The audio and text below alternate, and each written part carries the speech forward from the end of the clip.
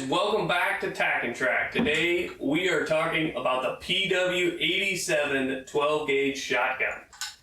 For those of you who aren't familiar with what this is a cheap Chinese knockoff of the Winchester 1887 lever action 12 gauge.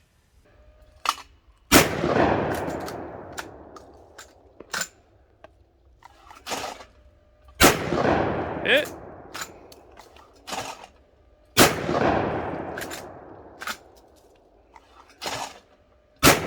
Hit.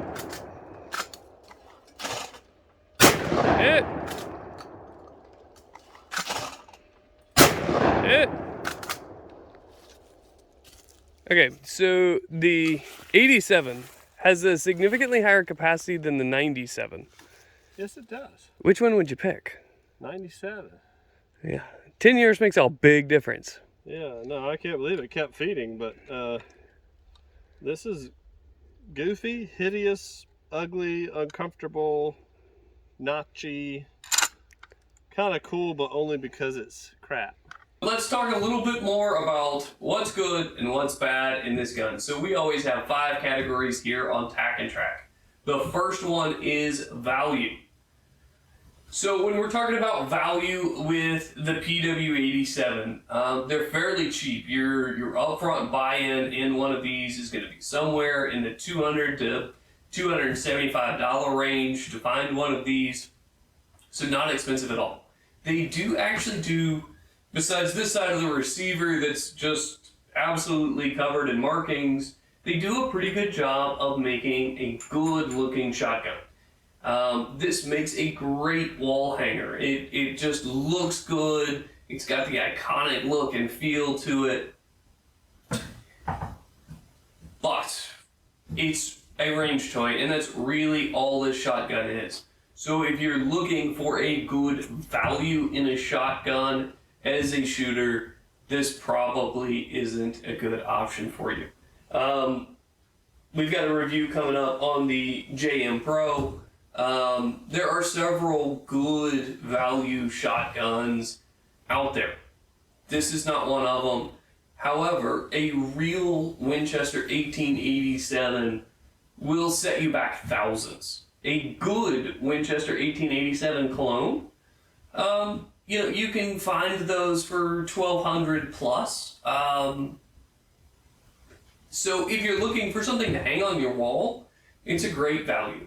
If you're looking for a range toy to play with and you have a good, reliable shotgun already, I can certainly see buying one, and I don't regret having purchased this gun. I actually bought it on a whim. I went into my local gun shop to pick up a transfer, and it was sitting there behind the counter. It was actually pre-owned. I got it for $200 out the door, and it saved me my $20 transfer fee on my other firearm. I don't regret buying it. It's fun, but it's not a very good shotgun. Bull.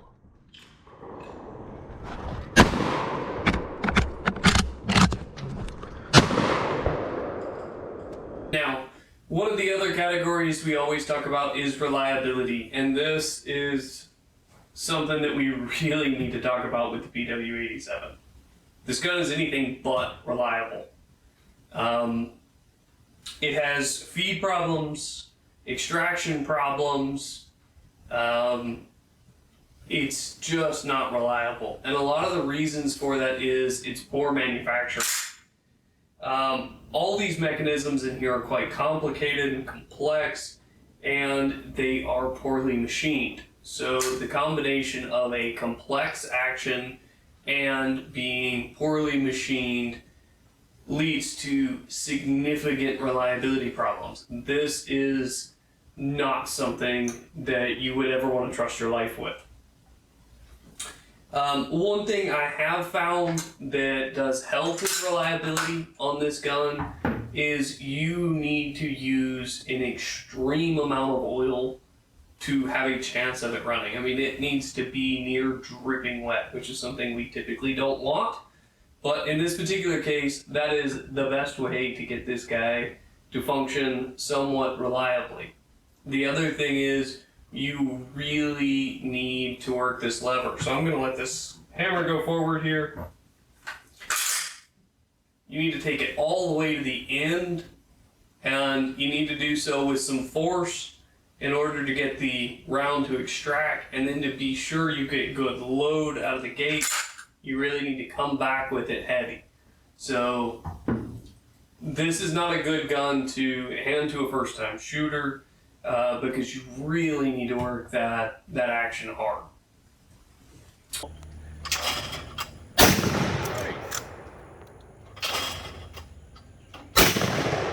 One of the other categories we always talk about is accuracy, and we try and stay away from talking about accuracy with a shotgun.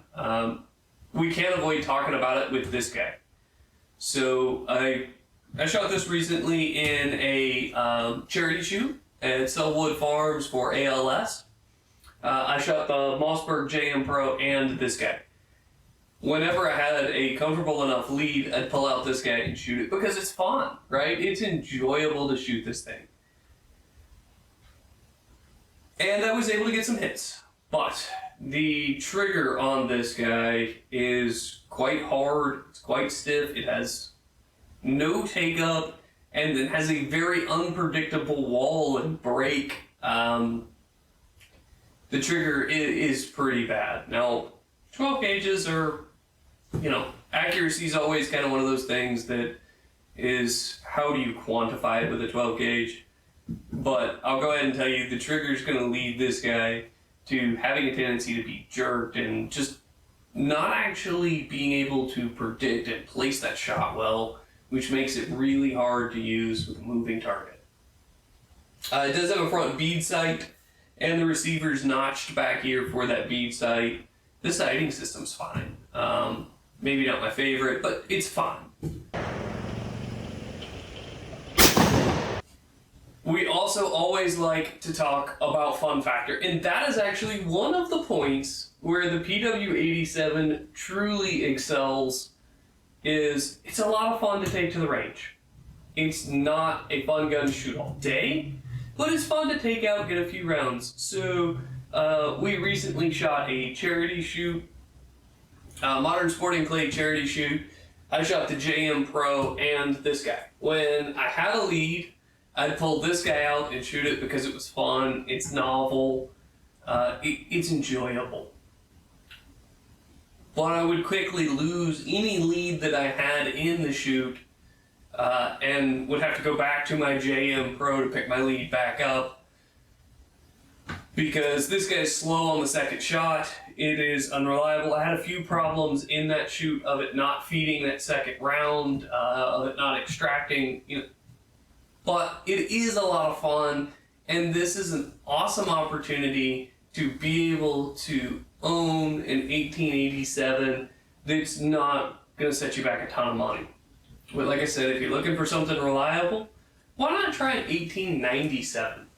Winchester made those only 10 years after they designed this guy, and those are reliable, durable, and somewhat competitive for a modern shotgun. There's a few downsides compared to a modern shotgun, and you can buy the real deal in one of those fairly inexpensively instead of buying something like this. But overall, it's fun to take to the range, but you're going to be limited to probably 20 rounds before you really want to give this guy up and go to something else.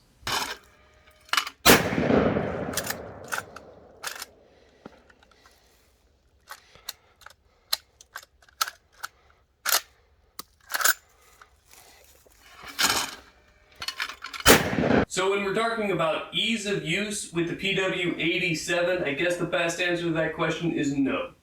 So this gun is loaded through the top of the receiver. So we open the receiver and we actually put the rounds down through the lift gate and into the tube in order to load it. The lever on this gun is quite difficult to use and operate. So this is most definitely not an easy to use gun. It has no safety whatsoever. So my recommendations is if you are familiar with lever guns and you are familiar with pump 12 gauges, yes, you can pick this up off the shelf, and yes, you can use it as reliable as the gun is. but it is not an easy gun to use, and it's certainly not on my recommended list for first-time gun buyers. So, to sum up the PW87, it's not reliable, it's not accurate, it may or may not be a good value depending on how you look at it. It is not easy to use, but it is fun and it is kind of cool. And for the $200 price point, well, you know, you get something for your money at least. Guys, don't forget to like, comment, and subscribe. If you have any questions on these, let me know. I've got one, I've shot it a little bit at least, and I've enjoyed my ownership of it. I'm always here to answer questions for you guys. Thanks for checking us out today on TacNTrack. Who knows if this will work right? Chinese glory. There's nothing like getting a Chinese-made gun that's supposed to be American quality.